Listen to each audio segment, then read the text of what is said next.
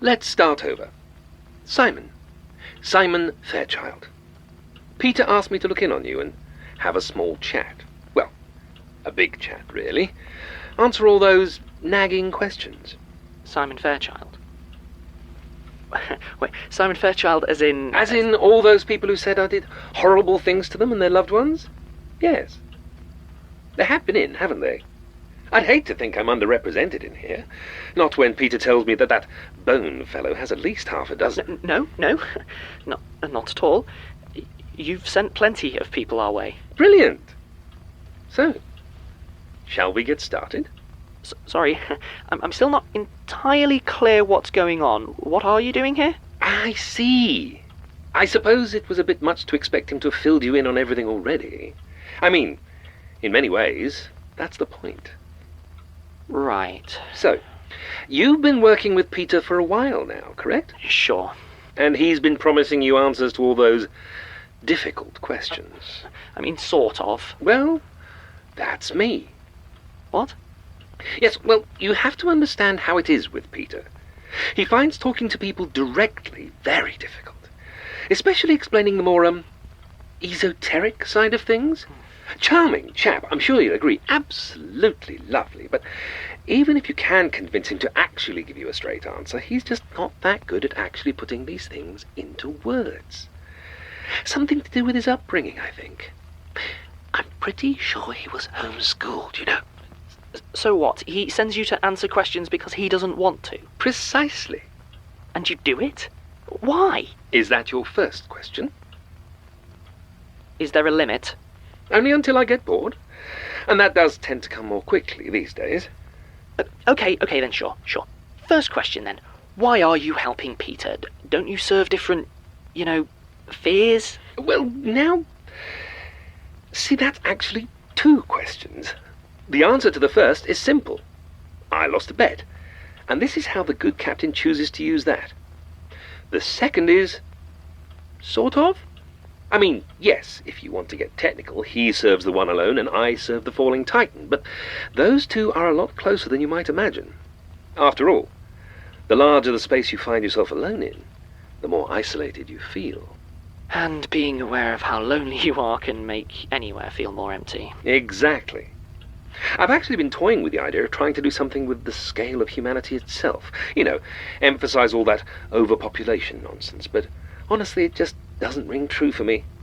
We're all just so tiny and pointless, you see. It's hard to really get past it. Also, I worry it might be straying into territory that emboldens our potential new rival. The Extinction. The very same. Peter said you'd have a lot of questions about that one. I do.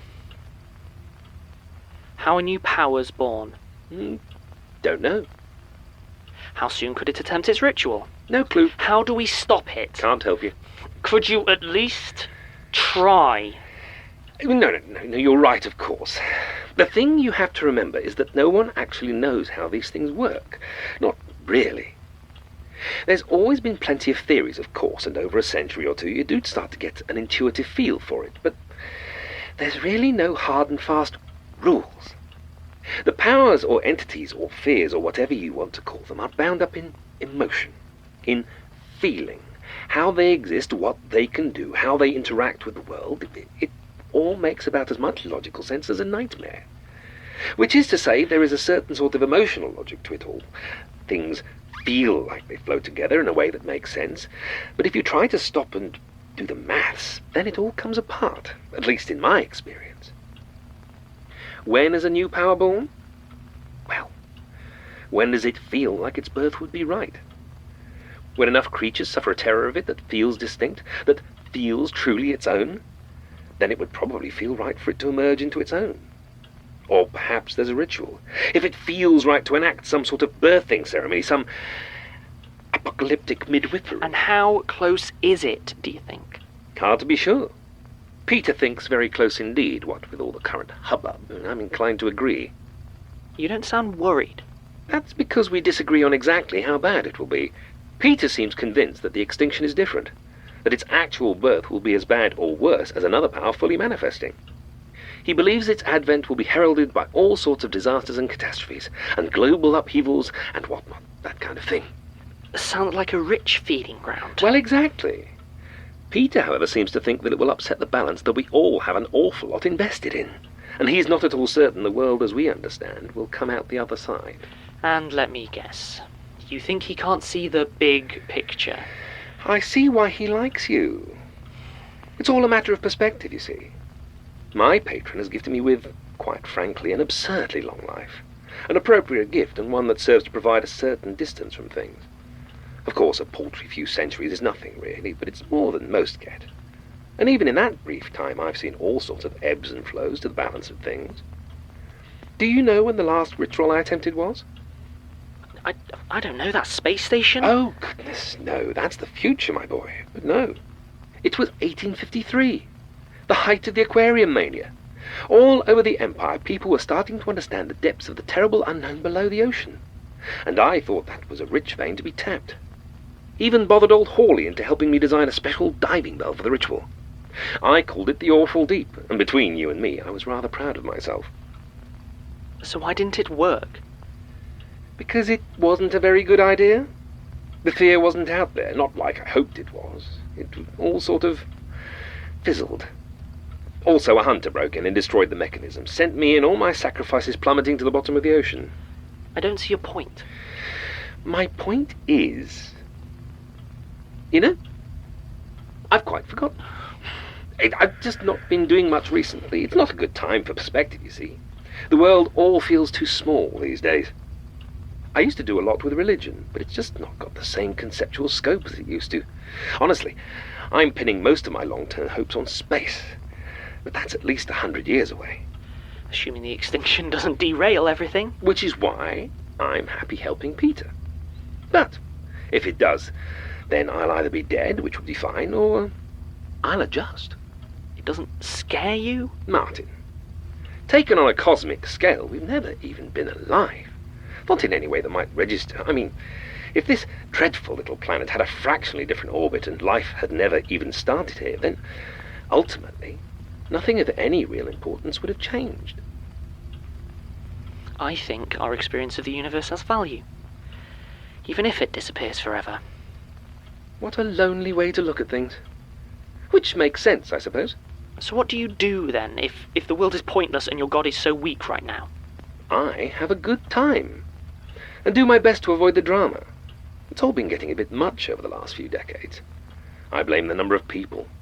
From a raw numbers point of view, it's getting very busy. More minds equals more fear, after all. I thought you said that the maths doesn't work. Oh, you are a quick one. So maybe I'm wrong. But crucially, I suspect a lot of the other servants and creatures out there have a similar idea. Probably why they're all in such a rush to make their own attempts. You make it sound like the entities don't even know what they're doing. I have no idea if they're doing anything at all. If they're even capable of doing things. I know that most of their servants are simply doing their best to interpret and serve something that is almost definitively inconceivable. You can't be serious. All right. Let's try one of those analogies Peter finds so annoying. Imagine you are deaf, but every night you hear the most beautiful music in your dreams, and your every waking thought is consumed by trying to reproduce that music. Oh, you're mute as well, in this analogy, or at least you can't sing. And you need to invent the idea of a musical instrument from scratch. Everyone else is also deaf and mute, and, Yes, I think I get it. Yes, well, the point is, most of us are trying so desperately to recreate our own dream symphony that we bring an awful lot of our own baggage into the mix. What about the monsters? What monsters? Things like the distortion. I thought they were part of the entities themselves, like extensions. Surely they know what's going on. Honestly, I think they have it a lot worse than we do. Imagine being a hand that can conceive of itself, having impulses shot through you, being moved and clenched by some unseen mind, but never knowing the reasoning behind your own actions, or even if you're just some thoughtless reflex. Ugh. Sounds horrid. So if no one's ever actually communicated with their patron, how do you know they even want rituals? How does anyone know if they could ever even work? We don't. And honestly, the idea that this is all some grand cosmic joke, thousands of us running around spreading horror and sabotaging each other pointlessly while these impossible, unknowable things just lurk out there, feeding off the misery we cause, I find that interpretation quite appealing. But I still hear the music in my dreams. Who are you? No. Who were you? Originally, no one you would have heard of, no great historical figure or atrocity monger. I've been Simon Fairchild about 80 or 90 years, maybe. For business purposes, mainly, by which I mean I was bored of not being wealthy, so I made some arrangements and sent Mr. Fairchild on a very long fall. I could go into details, but without a certain amount of knowledge of 1930s tax practices, it wouldn't mean very much to you. And how did you get started with it all? Did you just look up at the sky one day and fall head over heels in love? Sort of, actually. Except it wasn't the actual sky, it was a painting. I was apprenticed, you see, under Tintoretto. Dreadful man, but a decent artist. He was fascinated, you see, with the human figure. He found most of the rest of the work dreadfully dull, so he'd always delegate a lot of it to us. He had a particular distaste for painting the sky, and I was always the one he called on to do them. Days, weeks I would spend focusing so intently on these patches of clear sky or swirling cloud at the top of his latest self-proclaimed masterpiece. And gradually it sort of drew me in, until it seemed to dwarf the rest of the work. Every stroke of the brush felt larger than my entire existence. And when I finally lost my footing, well, I should, of course, have fallen to the floor of the church, broken my neck, but that blue-painted sky welcomed me with open arms, and I never looked back.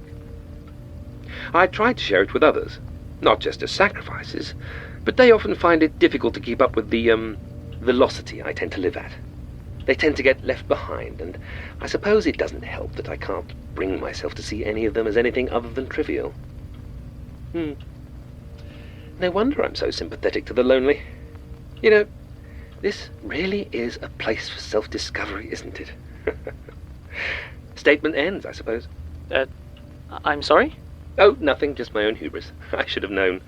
When I came here, I said to myself, Simon, I said, you're going to answer this young man's questions, but you're not going to give the watcher a statement. You're better than that. But it's a hard one to resist, isn't it? You get in the flow of talking about yourself, and it all just tumbles out. It does seem like it. Well, this has been fun. Now, if we're about done... We're not. Sit back down. Bold. I like it.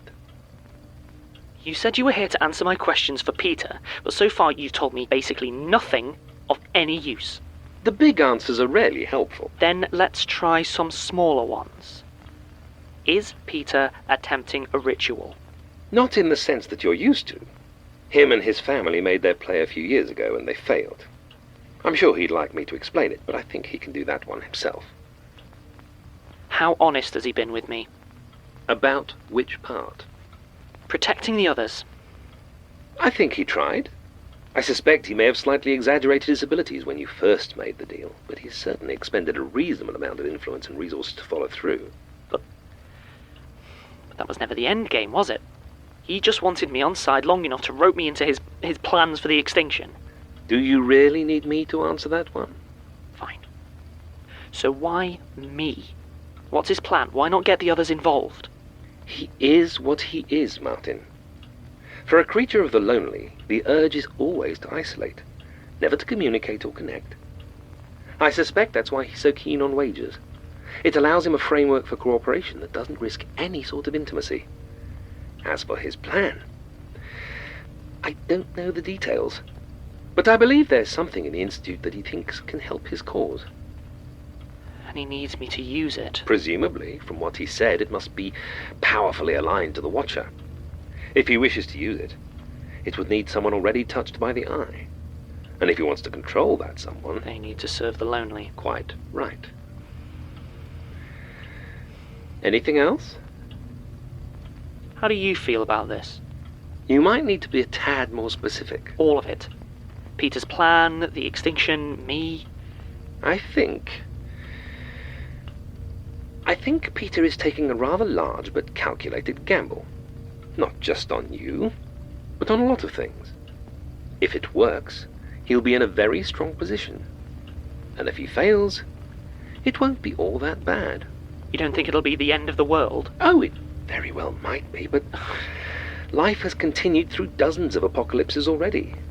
Ice ages, pandemics, calamities, extinctions. The only reason this one feels special is because, well, it's happening to you. And that's the sort of solipsism that tends to come with loneliness, in my experience. So, my feeling is that I'll help out where I can. But ultimately, if this Armageddon comes off, then so be it. Either billions suffer and life goes on, or billions suffer and life doesn't. In the grand scheme of things, it's all much of a muchness. Right. Sorry. Too big picture? I get that a lot. No, it's... Thank you. This has actually been quite helpful. I'd say any time, but honestly, if you see me again, I may just throw you off something for a joke. How do you feel about roller coasters? Neutral. Oh, you're no fun.